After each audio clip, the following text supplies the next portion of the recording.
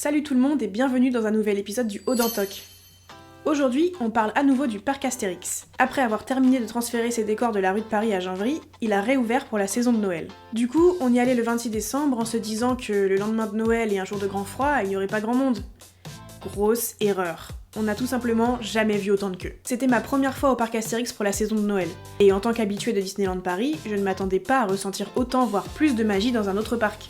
Pourtant, même si Disneyland Paris est magique toute l'année et parfaitement décoré à Noël, je trouve que le parc Astérix va encore plus loin. Des sapins partout, décorés de guirlandes blanches, jaunes, orangées, qui transforment le parc à la nuit tombée. Et en hiver, ça tombe vite.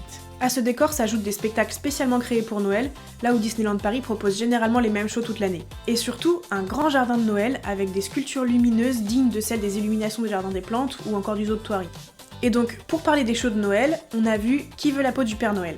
Ce que je pensais être une exclusivité d'Europa Park existe en fait aussi au parc Astérix, les spectacles sur glace. Qui veut la peau du Père Noël est un spectacle d'environ 20 minutes qui se déroule dans un théâtre ouvert.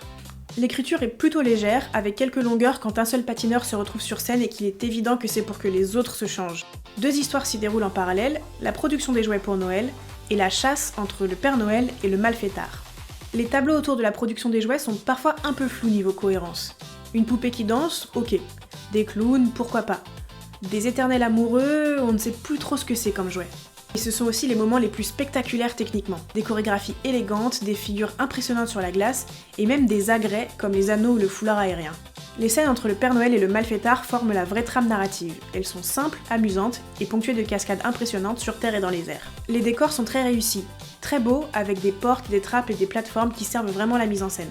Comparé au spectacle sur glace que j'avais vu à Europa Park, Ed vs The Art Crab, l'écriture est un peu en dessous. Au parc Astérix, l'histoire sert de prétexte pour enchaîner les tableaux de patinage, alors qu'à Europa Park, on a une narration forte qui est portée par le patinage.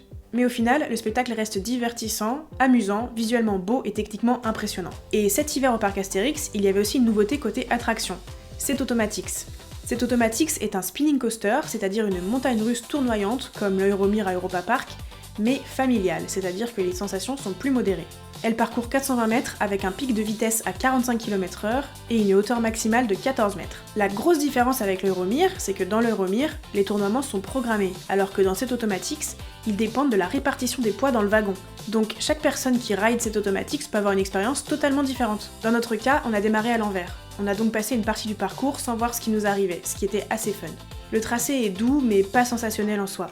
Tout repose clairement sur le tournoiement, autant dire qu'il vaut mieux ne pas monter avec des personnes légères. J'ai pu lire que des gens trouvaient le parcours trop lourd, mais ça n'a pas été mon impression.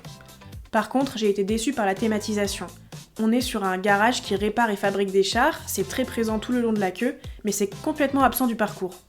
On a eu la chance de faire cet Automatix de nuit et à Noël, donc c'était très joli, mais en plein jour et hors saison, l'intérêt doit être beaucoup plus limité. En gros, on a passé un bon moment, mais je ne suis pas sûre que ça évalue les 1h30 ou 2h de queue.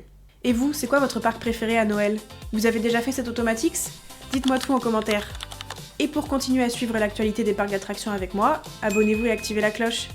A bientôt pour un nouvel épisode du Haut d'Antoc.